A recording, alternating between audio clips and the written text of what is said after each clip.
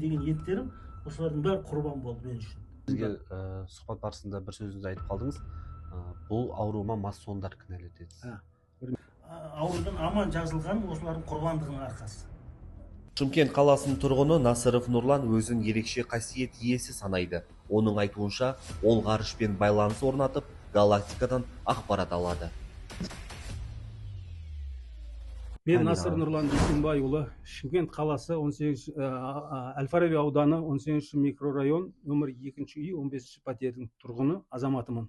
Және өзімнің Қазақ химия технология институтындағы алған азаматтық білім сүйеніп, жинаған зерттеген білімдердің ғылыми методикалық оқу әдістемелік тәсілдерін менен өзімнің Шымкенттік 1 миллион халқыма, 19 миллион Қазақстан халқына қазіргі ораза айында, бүгінгі бейсенбі күні әрі алдымызда келатқан наурыз айына құтты болсын сүйінші ретінде осындағы тұрған азаматтардың атынан арнағым келеді. Нұрлан бұл қабілет арқылы адамзатқа маңызды хабар жеткізгісі келетінін айтады. Оның пікірінше бізді қоршаған ғалам бізбен байланыс орнатуға тырысып жатыр, бірақ оны кез келген адам түсіне алмайтындығын жеткізді. Бар ғой?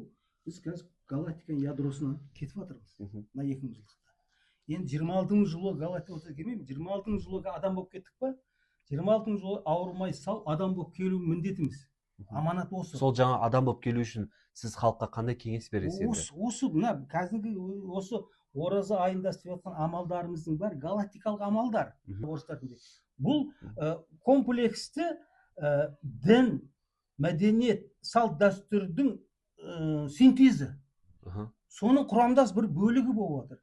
Ал емін 2012-ге келгенде осының бәрі жиылып келіп, мені бір сутка вообще аяқ қолым қозғалтпай жатқызып тастаған жағдайлар болды. Арқанан ломмен ұрғандай болып, удар тиіп, құлайсың. Құлаған жоқ, мен өз еркіммен жаттым ғой. Бірақ сол ломмен ұрғандай удар тиді да. Сол қытайдық шөппен емдеу тәсіліменен емдейді екен. Осы Шымкенттің әкімдерін, депутаттарын емдеген кісі екен. Соны маған Алла өзі бір азаматты жіберіп, сол ертіп барып, соның емін алдым. Жазылмай жатсың дейді маған. Сен просто Алланың берген үлкен қабілет қасиетін. Сонда сізде бір қасиет бар ма? Жоқ. Сол берілген ғой, сол қасиет, энергия қожа. Мұндай жағдайлар әлемде сирек кездескенмен, бұған ұқсас оқиғалар бұрында тіркелген. Біреулер бұны паранормальды құбылыс деп қабылдаса, енді бірі ғылыми тұрғыдан зерттеу қажет деп санайды. Психологтар бұндай ерекше тәжірибелі адамның санасындағы терең сезімталдық немесе өзіндік сенім жүйесімен байланыстыруы мүмкін дейді. Әділ Елбай, Дидар Аязхан, Азат Ньюс ақпараттық агенттігі.